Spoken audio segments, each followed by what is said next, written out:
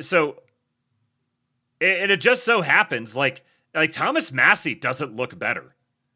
Thomas Massey has done this sort of like glow up thing, but it's made him kind of look like a tranny. Like before, he looked like a kind of a dweeby guy with glasses and like his hair was thinning, but he fit his personality type. Before it looked like he looked like Thomas Massey, and now he just kind of looks androgynous with a beard. It's very very odd. These people are not, to whatever extent. See, like I could have used this picture, but this one, not much of a difference there. What's going on here?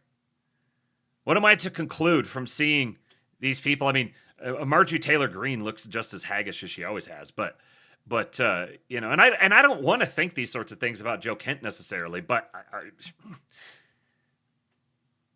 these people are looking rough, and so I was like, all right, I want to see what if he's actually, it's been sounding like he's going to launch a third party or something. So I'm like, all right, I want to see how he's positioning this. I want to see how he's like, what angle he's taking with this. So I tune in, and first of all, I noticed that his chat definitely moved faster than the Labe chat on Kick, but not a ton faster. And it was, holy shnikes, man. It was bad. It was bad. There was a few people in there who were like trolling him kind of and not really getting any bites. Nobody particularly funny or clever. Not nearly as funny or clever as the Labians. But it was all like total conspiracy slop and boomer posting. Very obvious, like you could tell. Even some people were even like describing how, well, I'm a boomer, and it was just like, and I would imagine from the, if I account for like internet audiences and live chat speeds and everything, I would say he probably had somewhere between 500 and 1,000 people watching live, maybe. Now, it's behind a paywall, so getting people to show up for something like that is difficult on the internet. I have to like go log in, and this is on the website. I don't know if maybe he has his Roku app and stuff, Apple TV apps and stuff, so he could have had other people coming through there. But it was a relatively small production, and I'm expecting to see him there with someone, talking to someone, And he just starts talking like a normal podcast episode, just doing his monologue, and not saying anything particularly interesting, or just kind of sort of like rehashing a lot of like 2018-ish talking points, kind of just running through them, sort of like baby's first venture into race conscious but kind of ashamed of it libertarianism, sort of. And like every time anything is could vaguely insinuate race, you have to give like a diatribe about how it's actually not racist, and it's just, this is actually a tool that the elites use, so you can't talk about these things. So, and there was a bunch of stuff he said that was great. So what his thing ended up being was he went through the 10 things that all Americans should agree that America is. It was essentially like a political platform. 10 points for a political platform. And each one of them got its own monologue and had its own emphasis. And here were the 10 points. So these are things that America should be, because it's like our God-given right, and the Constitution says so, and the basic standard boilerplate kind of libertarianism. Things that all Americans should agree that America should be: fair, sovereign, productive, beautiful, healthy, honest, optimistic. Yes, optimistic, wise, decent, united. Almost like a United States of America. So, kind of little kitschy, I suppose. Um, and fair. So let me see if I could kind of run through these just off the top of my head. I was in the Kingpilled Discord making Hines very angry by providing like quotes of some of the stuff that he was saying as he was saying it. Um, Fair was that you have a God-given right to fairness, and a thing that differentiates the West from the East is that the East is hierarchical, and the West recognizes the evils in that and is not.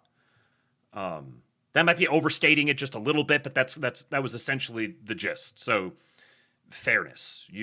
We all deserve to be treated fairly. There shouldn't be different legal standards for different people. There shouldn't be different classes. We're all one big group of humanity, and we have a God-given right to be treated fairly because we are citizens and we own this country. Sovereign was largely about debt, and apparently a nation is not able to be sovereign if it owes money to people. And then he had a pretty good rant about usury that was, yeah, like I didn't disagree with any of it. Definitely like payday loans and interest is is definitely addressed in the Bible, and lots of countries have outlawed these things. So usury is definitely a problem. We definitely shouldn't tolerate usury.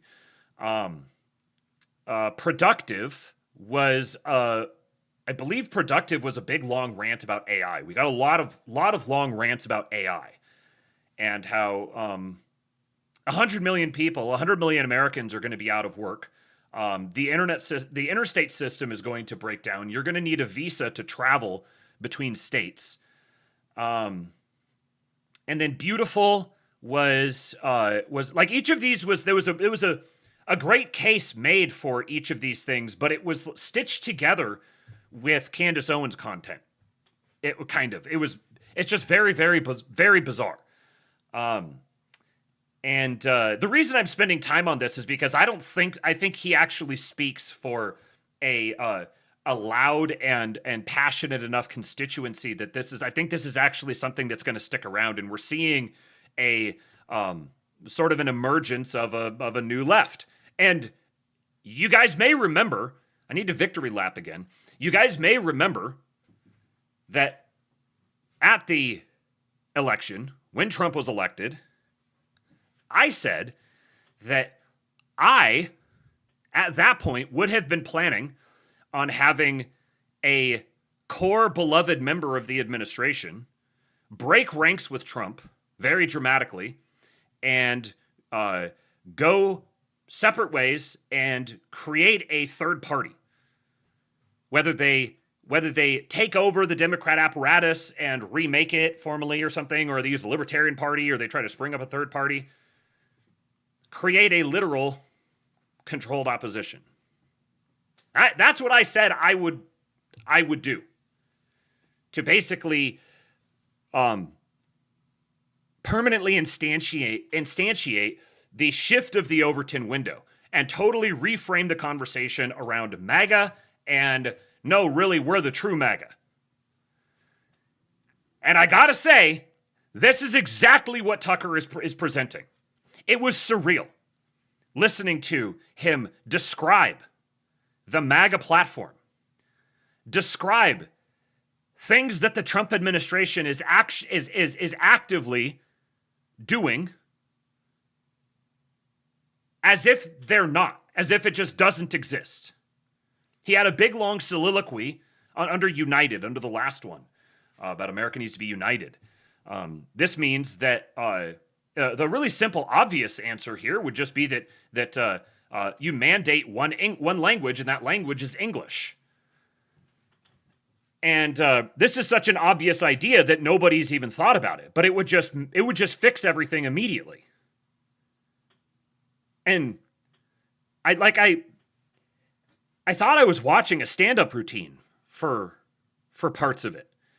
I was like, are you fucking with me? Under beautiful, number 4, he talked about the necessity of beautiful architecture and that we're getting all these soulless data centers that are just poisoning people's spirits.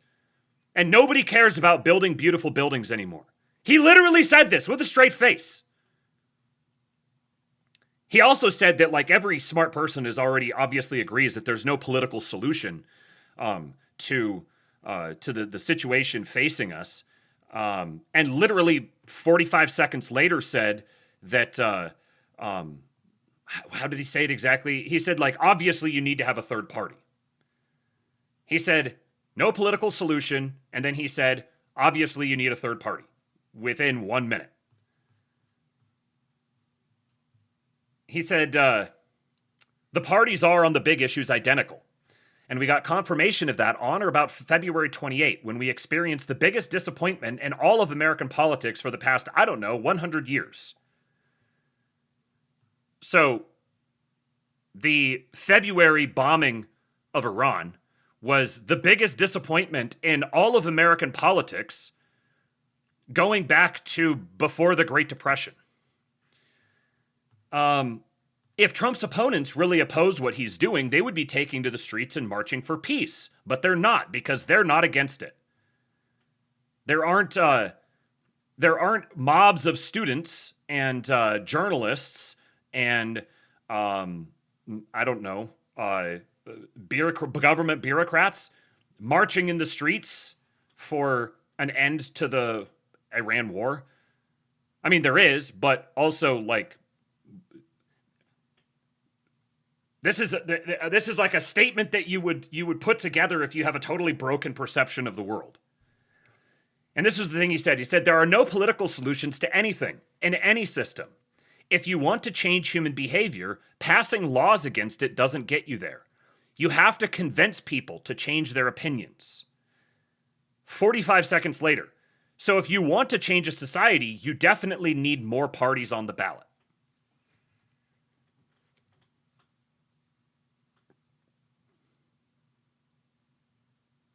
What on earth? What does that even mean? Now, I'm